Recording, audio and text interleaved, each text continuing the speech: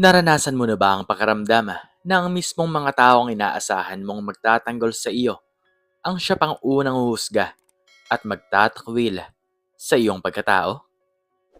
Ano ang gagawin mo kung ang iyong sariling tahanan na dapat ay silungan ng pag-iibig at pag-asa ay maging pugad ng matitinding salitang dudurog sa iyong pangarap? Halina't subaybayan ang isang kwento ng isang lalaking itinuring na walang kwenta at pinalayas ng walang kaawa-awa. Ngunit nagbalik na, may dalang tagumpay, natatatak sa puso ng bawat isa. Umuokupa sa kabilang dulo ng maliit na sala, ang isang luma at umuungol na bentilador. Ngunit hindi nito kayang pawiin ang napakabigat at napakainit na atmosfera sa loob ng tahanan ng pamilya Solis. Sa gitna ng dilim ng gabi, ang tanging liwanag lamang na nagmumula sa screen ng isang lumang computer ang tumatanglaw sa mukha ni Joey. 24 na taong gulang na siya, ngunit sa paningin ng kanyang mga magulang, siya ay isang malaking kabiguan. Joey, hanggang kailan ka ba tititig dyan sa makinang yan? Ang marahas na sigaw ni Mang Hector, ang kanyang ama. Lumutang ang maanghang na salita mula sa bibig ng matanda habang pabalagbag na ibinabagsak ang pinto ng silid. Tingnan mo ang mga anak ng kapitbahay natin. Si June, si Man na, si Mario naman, may regular na trabaho sa munisipyo. Ikaw, nakatambak ka lang dyan araw-araw. Para kang palaman sa bahay, na walang ginawa kundi lumamon. Inangat ni Joey ang kanyang mga mata na namumula sa puyat. May malalim na itim na bilog sa ilalim ng kanyang mga mata dahil 3 araw na siyang halos walang tulog. Tay, pakiusap naman po. Patapusin niyo po muna ako rito. Mahinahong pakiusap ni Joey. Bagamat naroroon ang panginginig sa kanyang boses. Hindi po ako naglalaro lang. Gumagawa po ako ng isang program. Isang sistema na kapag natapos ko ngayong buwan, maaari nating mabayaran ang lahat ng utang natin at lagi mo na lamang sinasabi yan. Putol sa kanya ng kanyang ina na si Aling Linda na pumasok sa silid habang nagpapadulas ng luha ng galit at pagkalismaya sa kanyang mga pisngi. Ilang taon na naming naririnig yung mga pangarap mo sa hangin, Joey. Napapahiya na kami sa buong barangay. Sinisigawan na ako ng mga nagpapautang sa palengke dahil lang sa pakainin kitang bata ka. Nagmukha na kaming kawawa ng ama mo dahil sa pagiging tamad mo. Nay, hindi po ako tamad. Pilit na paliwanag ni Joey. Tumayo siya mula sa kanyang sirang upuan at pilit na hinahawakan ang kamay ng ina. Maniwala po kayo sa akin, kahit ngayon lang.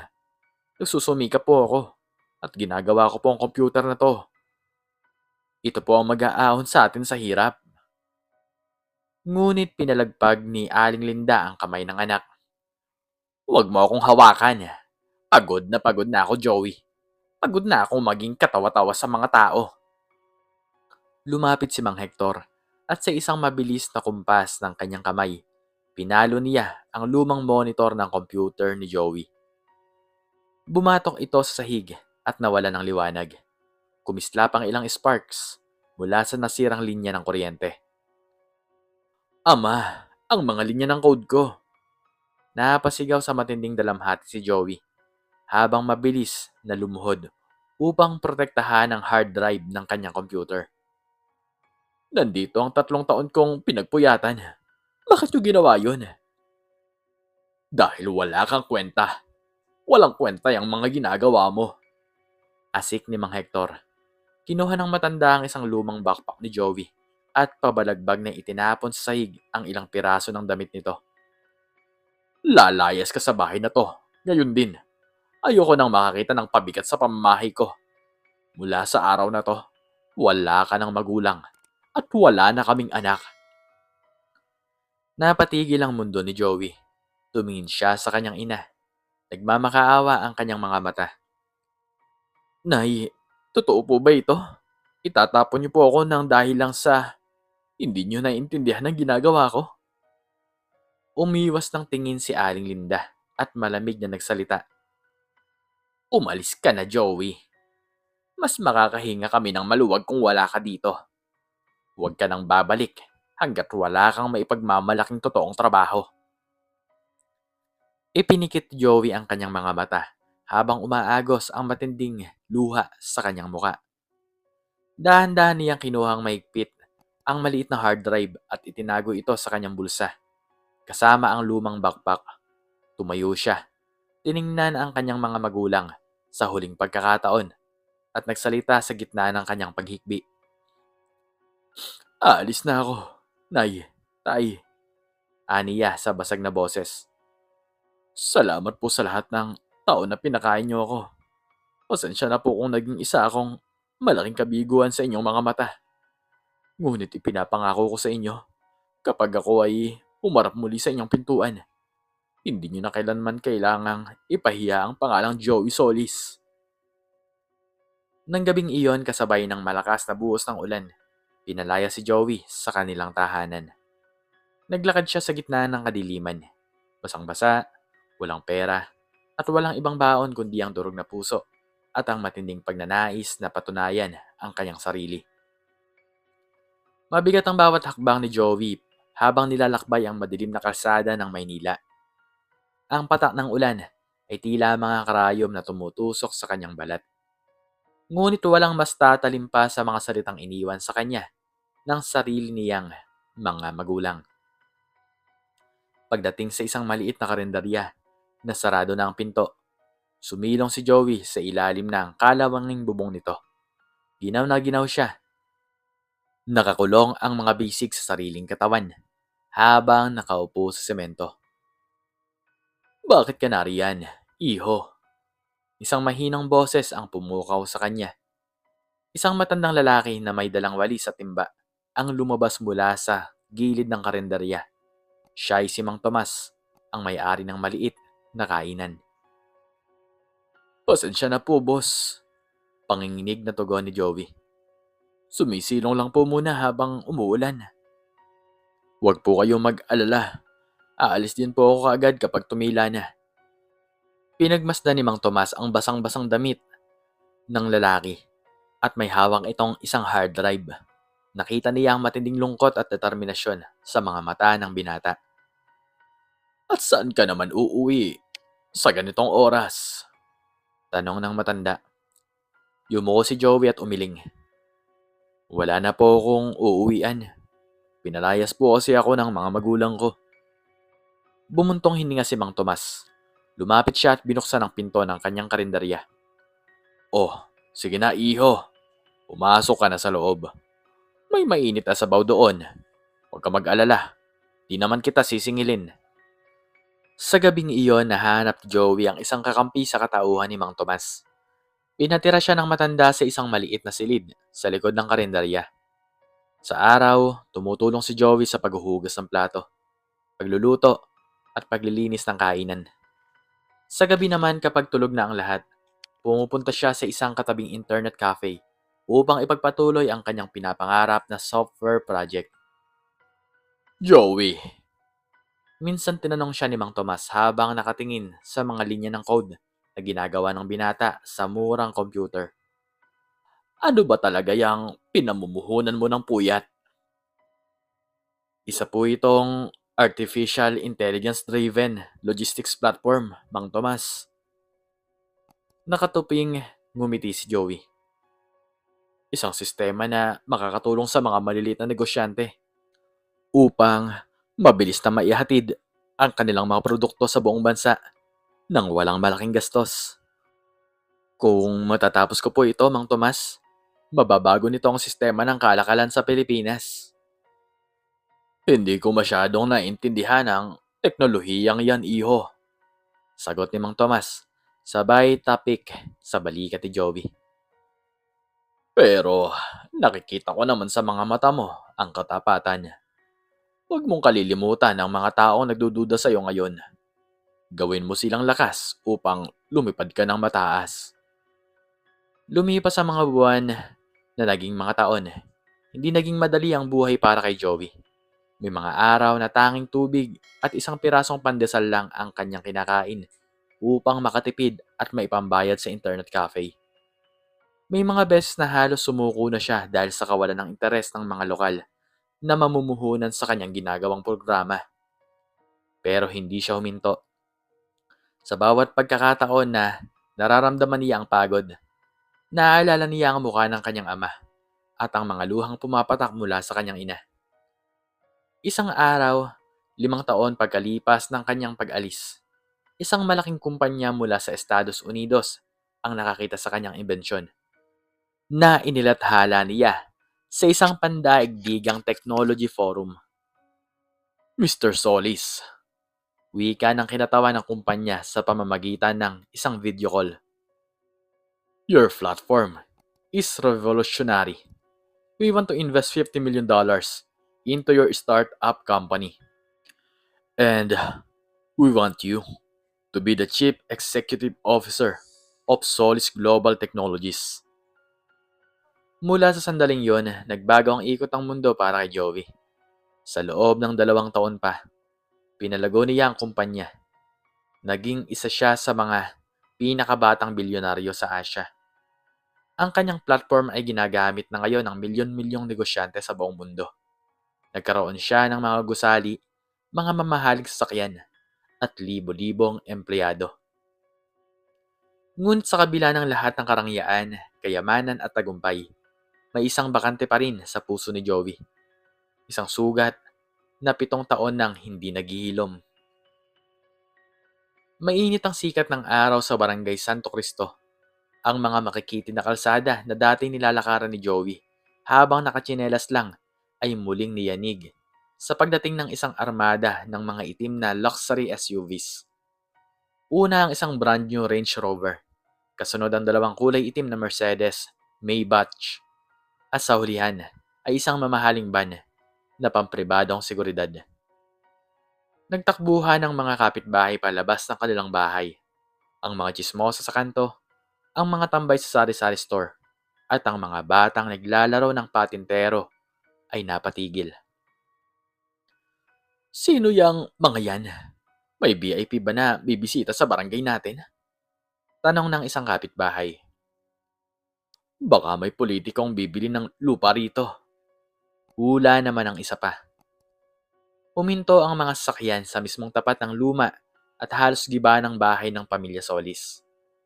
Ang pintuan ng gitnang Maybach ay dahan-dahang binuksan ng isang lalaki pang seguridad na nakatutok sa tainga sa radyo at nakasuot ng formal na tuxedo.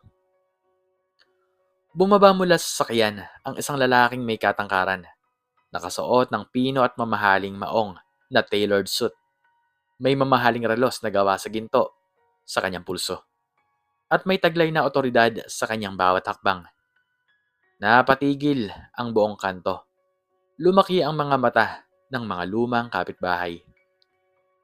Diyos ko po, si Joey yan. Sigaw ng isang matandang kapitbahay. Si Joey na anak ni Hector. Yung tambay na pinalayas 7 taon nang nakalilipas. Ano? Si Joey? Ang yaman na niya. Tingnan mo sa sakyan at mga bodyguard. Sa loob ng sirang bahay, narinig ni Mang Hector at Aling Linda ang kaguluhan sa labas. Mas matatanda na sila ngayon, mukhang pagod, at halatang marami silang pinagdaan ng hirap sa mga nakalipas na mga taon. Ang bahay nila ay mas lalong nabulok. Ang yero ay may mga tapal na ng plastik at ang mga pader ay nanlalabo na ang pintura. Ano yang ingay sa labas, Hector? Tanong ni Aling Linda habang hawak ang kanyang baywang na masakit dahil sa rayuma. Ewan ko. Tingnan ko lang. Sagot ni Mang Hector habang dahan-dahang binubuksan ang sirang pintuan na gawa sa plywood. Nang mabuksan ang pinto, natigilan ng matanda. Sa kanyang harapan, nakatayo ang kanyang anak. Matangkad, malusog, mayaman, at puno ng dignidad. Sa likod nito ay ang armada ng mga luxury cars at mga taong nagmamasid. Joey? Ang nauutal na wika ni Mang Hector.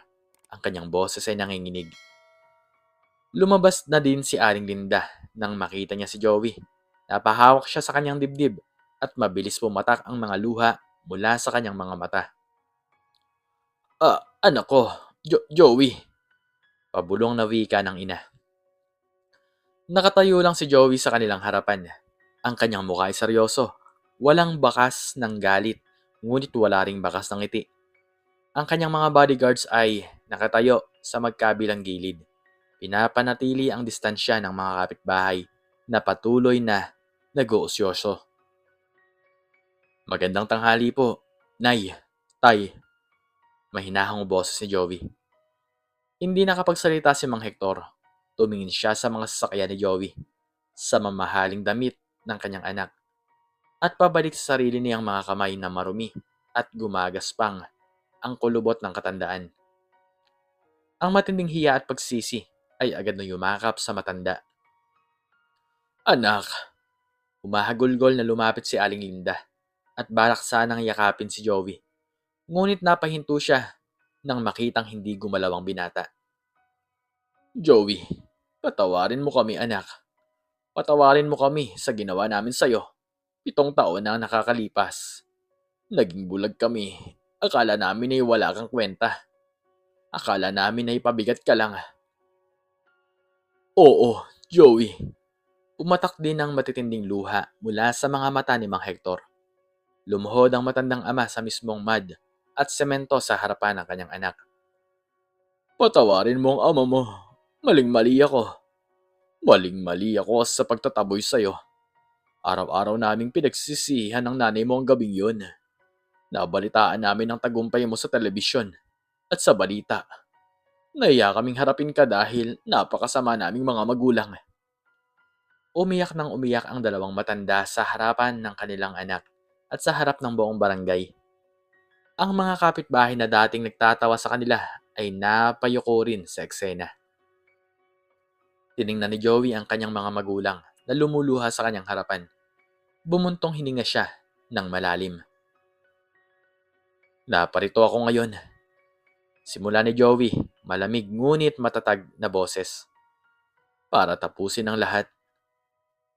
Kinuha ng abogado ni Joey na nakatayo sa kanyang tabi ang isang itim na leather briefcase. Binuksan ito ng abogado at inilabas ang isang malaking folder ng mga dokumento. Nandito ako dahil nabalitaan kong ibinebenta na ng bangko ang lupaing ito at ang bahay nyo. Wika ni Joey. Nabalitaan ko ring may utang kayo sa isang kilalang loan shark sa kabilang bayan na nagbabantang gigibain ang bahay na ito ngayong hapon. Nanlumo si Mang Hector at lalong umiyak. Joey, wala na kaming mapupuntahan. Kukunin na nila ang bahay na ito ngayong araw. Pasensya na kung pinalayas ka namin noon at wala man lang kaming may pamanang maganda sa'yo. Sa eksaktong sandaling yon, isang mabilis na pick-up truck ang dumating at huminto mula sa mga sasakyan ni Joey. Bumaba mula rito ang 5 lalaking malalaki ang katawan na may dalang mga batuta at maso. Kasama ang isang matabang lalaki na may suot na kapansin-pansing gintong kwintas, si Don Mariano, ang kilabot na loan shark. Oh, Hector, Linda! Sigaw ni Don Mariano habang naglalakad palapit. Tapos na ang palugit nyo. Bayaran nyo ang 2 milyong utang nyo kasamang interes. O kakalad ka rin namin kayo palabas ng bahay nyo ngayon din. Ngunit bago pa man makalapit si Don Mariano sa mag-asawa, humarang ang 6 na matatangkad at armado na pampribadong bodyguard ni Joey. Sino ba kayo? Asik ni Don Mariano. Ngunit natigilan siya nang makita ang karangyaang pumalibot kay Joey. Umarap si Joey kay Don Mariano. Magkano ang kabuuang utang nila kasama ang interes? Napatitig si Don Mariano kay Joey. 2 milyon at 500,000 piso. Kumuha si Joey ng isang cheque mula sa kanyang abogado. Pinalagda nito at inabot kay Don Mariano. Nariyan ang 5 milyong piso, bayad ng utang nila. At ang sobra ay para sa abala mo. Ibigay mo sa abogado ko ang lahat ng kasulatan. At pirmahan mo ang deed of cancellation of mortgage. Nanginig ang kamay ni Don Mariano habang hawak ang tseke. Mabilis niyang inabot ang mga papeles sa abogado ni Joey. Salamat boss. Malinis na po ang utang nila. At mabilis silang umalis kasama ang kanyang mga tauhan. Tumingin si Joey sa kanyang mga magulang na patuloy na umiiyak sa sahig. Pinatunayan ko ng sarili ko, Nay, Tay, wika ni Joey. Nabayaran ko ng utang nyo. Binili ko na rin ang buong lote ng barangay na ito upang walang sino man sa inyo sa mga kapitbahay ang mapalayas kailanman. Mayroon na rin kayong sariling allowance buwan-buwan na sapat upang mabuhay kayo ng maginhawa hanggang sa dulo ng inyong buhay. Yumakap si Aling Linda sa binti ni Joey. Salamat anak, napakabuti mo. Kahit itinapon ka na namin, nagbalik ka pa rin upang iligtas kami. Napakabuti mong anak. Ngunit dahan-dahang humakbang pabalik si Joey. Inalis niya ang kamay ng kanyang ina mula sa kanyang binti. Hindi niyo naiintindihan. Wika ni Joey. May pumatak na solong luha mula sa kanyang kaliwang mata. Hindi ako nagbalik para magpatawad lang dahil sa awa. Nagbalik ako dahil may gusto akong itanong at ipakita sa inyo. Kinuha ni Joey ang isang lumang journal at isang lumang sulat mula sa kanyang panloob na bulsa ng suit. 7 taon ko kayong kinamuhian. Simula ni Joey sa basag na boses. 7 taon kong itinanim sa puso ko na pinalayas niyo ako ng dahil sa pera. Dahil sa kawalan ko ng pakinabang at dahil sa pagiging tambay ko. Ngunit 5 taon pagkalipas ng gabing yon nung naging matagumpay na ako. Hinanap ko si Mang Tomas, ang matandang nagpatuloy sa akin. Napatigil si Mang Hector at napatingin sa anak. Ipinagpatuloy ni Joey ang pagsasalita at sa pagkakataong ito ang kanyang boses ay napuno ng matinding emosyon. Sinabi sa akin ni Mang Tomas ang totoo. Nalaman ko ang lihim na itinago niyo sa akin ng gabing pinalayas niyo ako. Kumuha ng malalim na hininga si Joey habang nakatitig sa kanyang ama. Nalaman ko na noong gabing yon, may stage 3 cancer si Nanay Linda. Wika ni Joey. Nagulat ang mga kapitbahay sa narinig. Nalaman ko na si Tatay Hector ay nangutang sa mga masasamang tao upang maipambayad sa operasyon ni Nanay. At noong gabing pinalayas niyo ako, papunta ang mga bayarang tatapos sa buhay niyo ng loan shark sa bahay na ito upang tapusin kayo. Napahagulgol ng malakas si Aling Linda at napayoko si Mang Hector habang tinatakpan ang kanyang muka. Nalaman ko, patuloy ni Joey habang umaagos ang luha sa kanyang sariling muka, na pinalayas ako ni Tatay, hindi dahil galit siya sa akin. Hindi dahil sinasabi niyang walang kwenta ako, kundi dahil gusto niyang iligtas ang buhay ko. Pinalabas niyang galit siya sa akin, sinira niya ang computer ko, at pinalayas niya ako sa gitna ng ulan upang kapag dumating ang mga tatapos ng buhay natin, wala ako dito. Natahimik ang buong paligid. Ang mga kapitbahay na nanonood ay nagsimulang magsipag-iyakan. Ang dating akala ng lahat na isang kwento ng pagtatakwil ay isa palang pinakamatinding sakripisyo ng isang ama. At hindi lang yon, dagdag ni Joey. Nalaman ko rin ng huling 2,000 piso sa bulsa ni Tatay Hector ng gabing yon ay ibinigay niya ng lihim kay Mang Tomas upang pakainin at patuloyin ako sa kanyang karinderya. Si Tatay ang nakiusap kay Mang Tomas na magsinungaling sa akin at sabihing awa lang yon ni Mang Tomas upang hindi ako magalit o bumalik sa bahay na to kung sakaling may mapapahamak. Tumingin si Mang Joey sa kanyang ama na ngayon ay patuloy na gumagapang sa kanyang paanan. Umiiyak ng walang patid. Tay. Lumuhod si Joey sa putik at niyakap ng napakahigpit ang kanyang ama. Bakit niyo ginawa yun? Bakit niyo hinayaang magalit ako sa inyo ng 7 taon? Bakit niyo hinayaang isipin ko na masamang ama kayo? Niyakap ni Mang Hector ang kanyang anak ng buong higpit. Ang mga kamay ng matanda ay nanginginig habang hinahawakan ang likod ng kanyang matagumpay na anak. Dahil gusto kong mabuhay ka, Joey. Sigaw ni Mang Hector sa gitna ng kanyang pagtangis. Wala akong maibigay sa iyong magandang kinabukasan. Wala akong maipamanang kayamanan. Ang tanging maibibigay ko lang sa iyo ay ang pagkakataong mabuhay at maabot ang mga pangarap mo. Mas okasyonal na kamuhian mo ako habang buhay. Basta't buhay ka at ligtas. Anak, umiyak din si Aling Linda habang yumayakap sa kanilang dalawa. Patawarin mo kami kung kailangan naming magsinungaling at magpanggap na masamang magulang. Wala silang kaawa-awa noon, Joey. Kung nanatili ka rito ng gabing yon, baka wala ka na. Sa gitna ng lumang kalsada sa Barangay Santo Cristo, sa harap ng maraming taong nakasaksi, ang bilyonaryong si Joey Solis ay umiiyak tulad ng isang maliit na bata sa piling ng kanyang mga magulang. Ang mga taon ng galit, sakit, at pagdaramdam ay natunaw sa isang iglap na palitan ng walang katapusang pagmamahal at ng paggalang. Pagkatapos ng ilang buwan, naging iba na ang tanawin ng Barangay Santo Cristo. Ang lumang bahay na gawa sa sirang kahoy at yero ay pinalitan ng isang napakalaki at modernong 2 palapag na mansyon na inisenyo para sa kaginhawahan ni Mang Hector at Aling Linda. Mayroon na ring nakatagong mga medical staff at caregiver na nag-aalaga kay Aling Linda, na ngayon ay ganap ng magaling at cancer-free dahil sa pinakamahusay na doktor at gamot na ipinagkaloob ni Joey. Sa malawak na balkonahe ng bagong bahay, nakaupo si Joey kasama ang kanyang ama at ina habang umiinom ng mainit na kape. Sa ibaba, ang mga bata sa barangay ay naglalaro sa bagong parke na ipinatayo ni Joey para sa komunidad. Joey, anak, wika ni Mang Hector habang nakatingin sa kanyang anak na may ngiti at karangalan sa kanyang mga mata. Salamat sa lahat ng ito. Ngunit masigit sa mga materyal na bagay ito. Salamat dahil hindi mo pinabayaan ang puso mo na maging matigas. Umiti si Joey at hinawakan ang kamay ng kanyang mga magulang. Ako po ang dapat na magpasalamat sa inyo, Nay, Tay.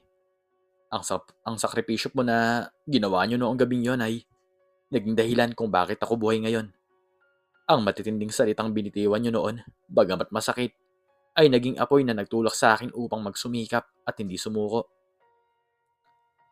Akala ng buong mundo, nagbalik ka lang para ipagmalaki ang kayamanan mo, sabi ni Aling Linda habang pinupunasan ng luha ng kagalakan. Ngunit, nagbalik ka pala upang iparamdam sa amin ng tunay na kayamanan ay ang ating pamilya. Tumingin si Joey sa malayo sa papalubog na araw na nagbibigay ng gintong kulay sa buong paligid.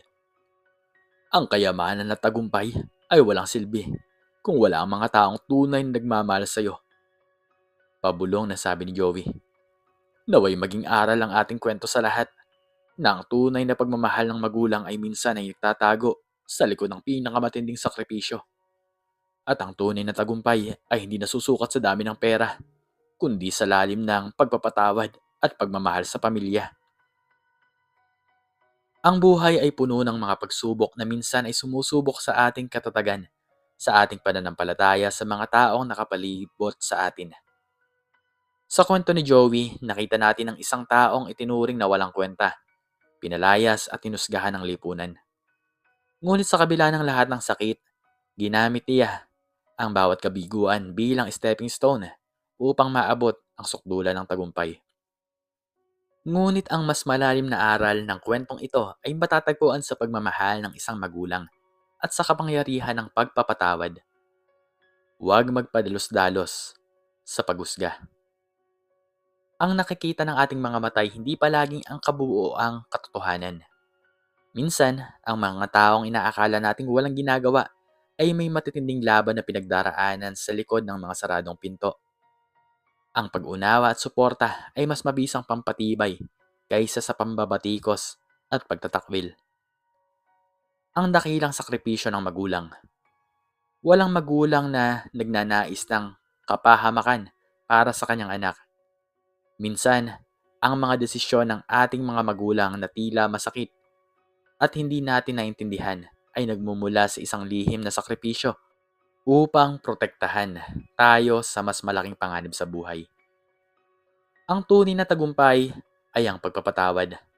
Ang tunay na sukat ng kadakilaan ng isang tao ay hindi ang dami ng kanyang pera, ang mamahaling sasakyan na kanyang minamaneho o ang taas ng kanyang posisyon sa lipunan. Ang tunay na kadakilaan ay ang kakayahang magpatawad, marunong lumingon sa pinagmulan, at ang pagpapanatili ng isang mababang loob sa kabila ng matayog na tagumpay. Kung ikaw man ay nasa gitna ng dilim ngayon, pinanghihinaan ka ng loob, o pakiramdam mo ay pinalayas ka at itinakwil ka ng mundo, huwag ka sumuko. Gawin mong lakas ang bawat luha. Magsumikap ka ng may katapatan at balang araw ang iyong tagumpay ang magiging pinakamagandang patotoo ng iyong kahalagahan.